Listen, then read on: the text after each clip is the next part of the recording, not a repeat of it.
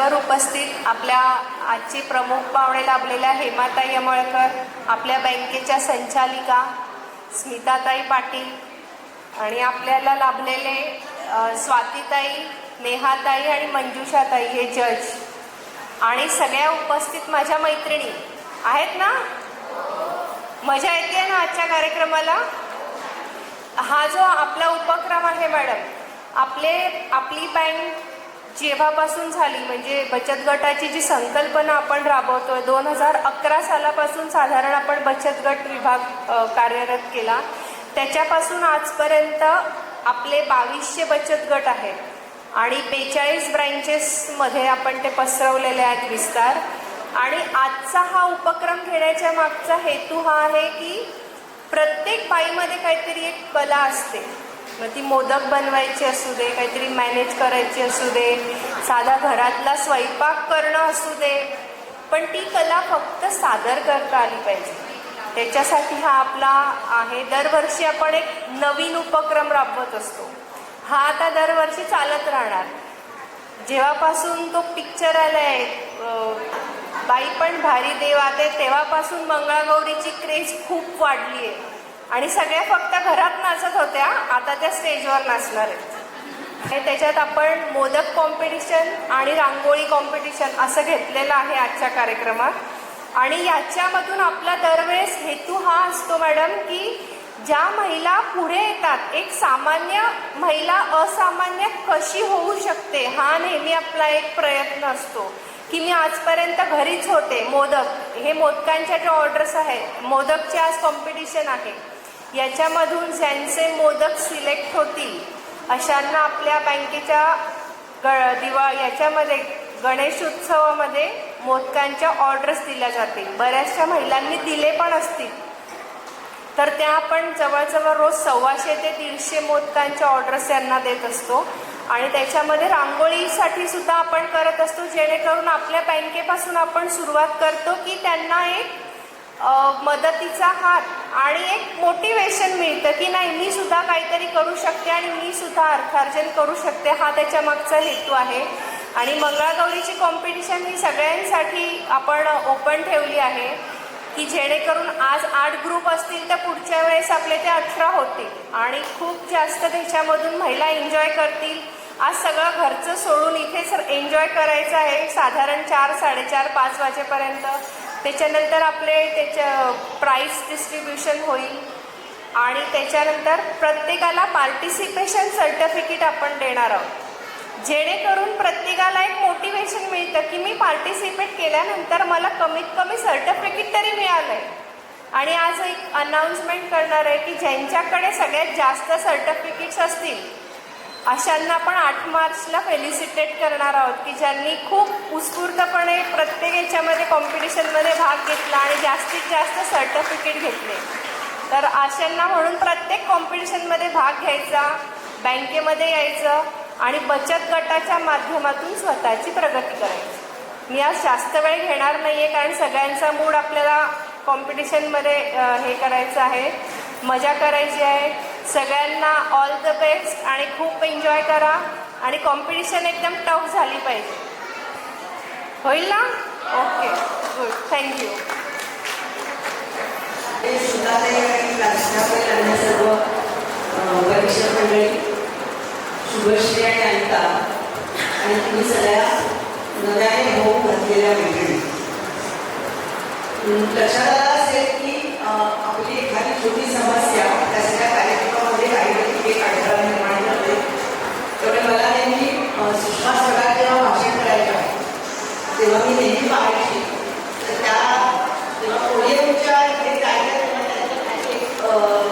तुमचं स्कूल असायचं त्याच्यावर उदाहरण भाषण करायचं. इथे जशी व्यवस्था नसल्यामुळे मला माहिती बोलावं. पण आपण सगळ्या महिला अशा होतो की कुठलीही समस्या आली, अडचण आली तर त्याच्यावर मात करतो. आता हा माहीत नसताना मी डायरेक्टली करू शकले असते असा आवाज आहे, त्यामुळे तोही एक प्रश्न असतात. तुम्ही इतक्या सगळ्या छान नटून उत्साह आलाय की मला असं वाटतं की आज ते अनिताताई म्हणाल्या तसं बोलण्याची वेळ नाही आहे, मार्गदर्शन वगैरे आणखी नसावं. पण तुमच्याशी भेटण्याची, तुमच्याबरोबर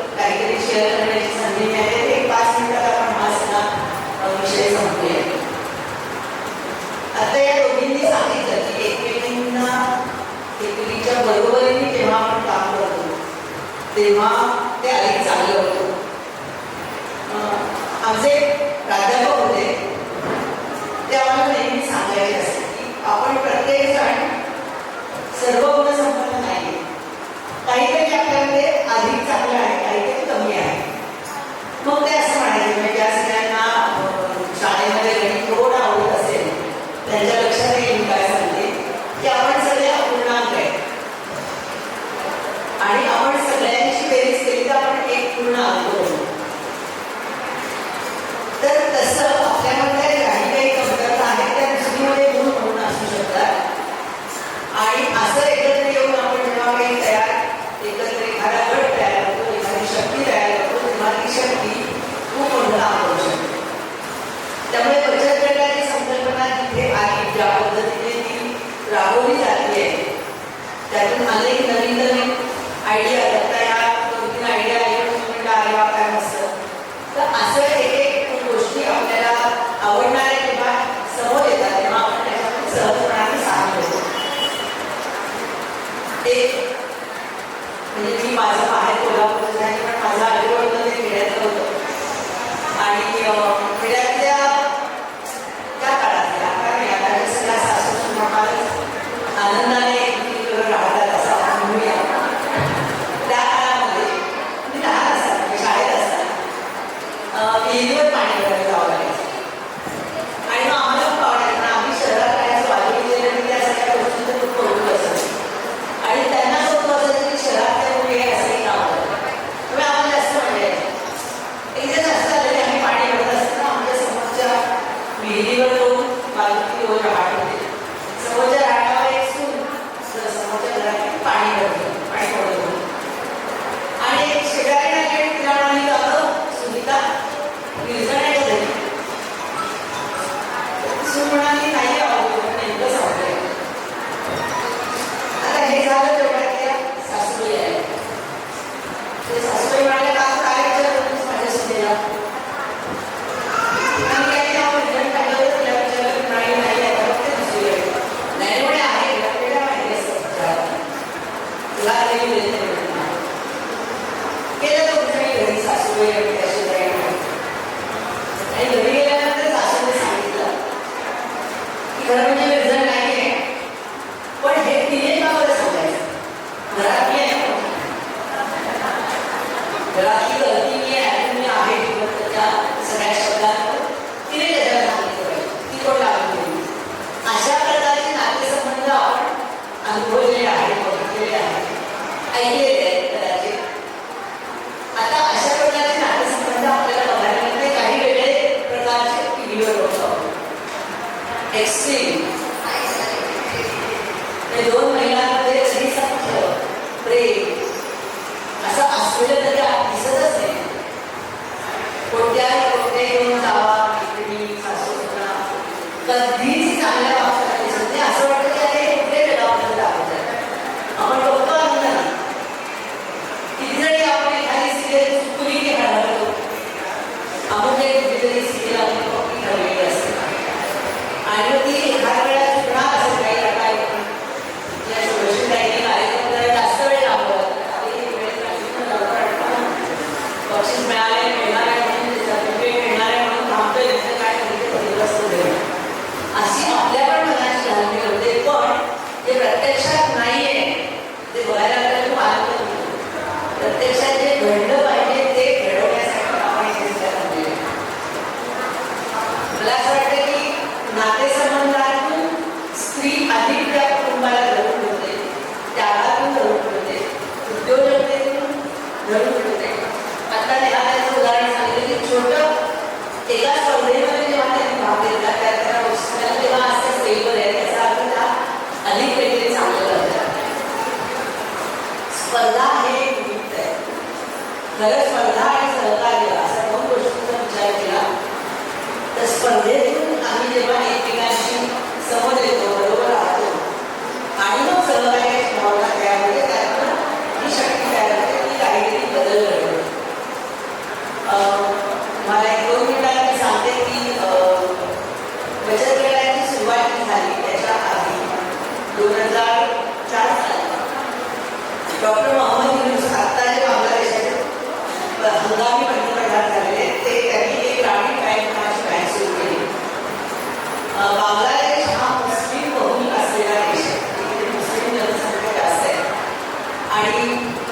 म्हणजे इथे सांगायला हरकत नाही की त्या काळामध्ये बांगलादेशामध्ये महिलांना कुठे अधिकार नव्हते.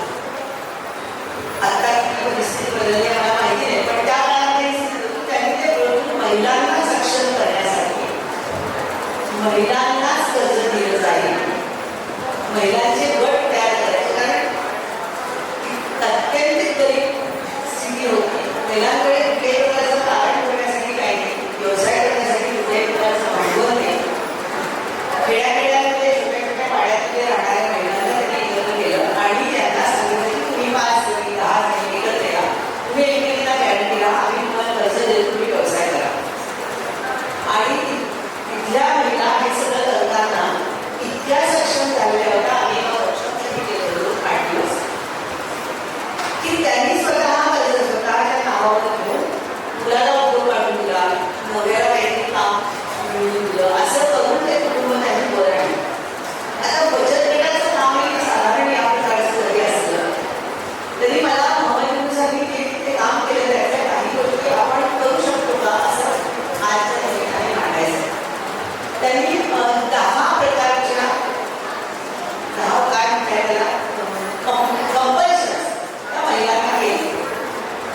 त्याच्यामध्ये काय कंपल्शन होते तर त्या खेड्यांमध्ये पिण्याचं पाणी अत्यंत खराब येत होतं त्या काळात. तर प्रत्येकाच्या घरामध्ये तुरटी फिरवलेलं निर्जंतुक केलेलं पाणी पिण्यासाठी वापरलं गेलं पाहिजे अशी पहिली वेळ होती. साधं होतं आपण बघा, त्याच्यामध्ये पावलावर बदललं. दुसरी गोष्ट होती खेड्यांमध्ये आजूबाजूला सगळ्या समोर गटारी जातात घराच्या समोर. ती दुसरी अट होती की तुमच्या घराच्या समोरून गटारी जायला नको, त्याची व्यवस्था अशी करा की ते तुमच्या घराच्या आरोग्यासाठी, घरातल्या लोकांच्या आरोग्यासाठी हानिकारक असणार नाही. तुम्ही त्या पद्धतीची सिस्टीम करा. कारण पैसे नव्हते तर त्यामुळे गटारी बांधा वगैरे सांगितलं नाही. दुसरी अट अशी. तिसरी अट चालू होती की डासांचा प्रादुर्भाव खूप जास्त होतो आजूबाजूच्या वातावरणामुळे. तर प्रत्येक घरामध्ये प्रत्येक व्यक्तीसाठी मच्छरदाणी असते. साधी गोष्ट आहे, मच्छरदाणी असते. चौथी गोष्ट होती स्त्रियांनी स्वतःच्या आरोग्यासाठी या 4 गोष्टी रोज खाल्ल्या पाहिजे. म्हणजे ते 10 गोष्टी ऐकल्या वाचल्यानंतर आम्हाला पावसाच्या दिल्या तेव्हा आम्हाला लक्षात आलं की किती बारीक विचार या स्त्रियांकडे केलेले आहेत. तर मला असं वाटतं की त्याच्या 10 गोष्टी त्या सगळ्यांना सांगितले, पण इतक्या साऱ्या गोष्टी महिला आणि त्यांचं कुटुंब याचं आरोग्यासाठी इतकी जबरदस्त काळजी घेतली होती. आणि त्या अटी होत्या. मला कर्ज हवं तर या पहिले 5,000 दिले, त्याच्यानंतरच्या वाढवायच्या सगळ्यांना या केल्या पाहिजे आणि महिलांचं आरोग्याबरोबर कुटुंबाचं आरोग्य सुधारलं. एक महत्वाची गोष्ट मला सांगायची, त्यांनी एक पण घडली की ज्या महिलेला कर्ज हवंय ते घेण्याचं मोठं घर असतं ते काय होतं ते तिच्या नावावर असतं. आता बघा मुस्लिम समाजामध्ये 3 तलाकची पद्धत होती. तो मुस्लिमच देश होता, त्यामुळे तिथे पद्धत मोठ्या प्रमाणावर होती. तिथे महिलांमध्ये क्रांती अशी मानसिक तयार झाली की जेव्हा तो नवरा तिला 3 तलाक द्यायचा तेव्हा ती म्हणायची की मी कसं बाहेर जाऊ, माझं तुला जायचं बाहेर. हे मानसिक शक्ती तिला जी मिळाली ती या सगळ्या समूहातून मिळाली, एकमेकांच्या सहकार्यातून मिळाली. ती मानसिक शक्ती मला आपल्याला मिळवायची. आता आपण बघतोय समाजामध्ये इतक्या प्रकारच्या घटना घडत आहेत. आज जो एक 4 वाजता मोर्चा आहे आपल्या मोर्चा, तो पण या घटनांवर शिक्षित असो अशिक्षित असो, खेड्यातली असो शहरातली असो, लहान असो 4 वर्षाची असो 50 वर्षाची असो, कोणतीही स्त्री ही फक्त ज्यावेळेस स्त्री म्हणून बघितलं जात आहे समाजामध्ये त्या सगळ्या विषयातलं एक खूप मोठं जागरण करण्याची गरज आहे. त्याच्यासाठी पण ही मानसिक शक्ती आपली प्रत्येकाची जेव्हा एकत्र येईल तेव्हा अशा घटनांना पायामध्ये बसू असणार आहे. त्यामुळे या बचत गटाच्या शक्तीतून आपण एक सामाजिक व्यवस्था चांगली सक्षम शांत घडवूया. त्यासाठी या सगळ्या शक्तीचा उपयोग करूया.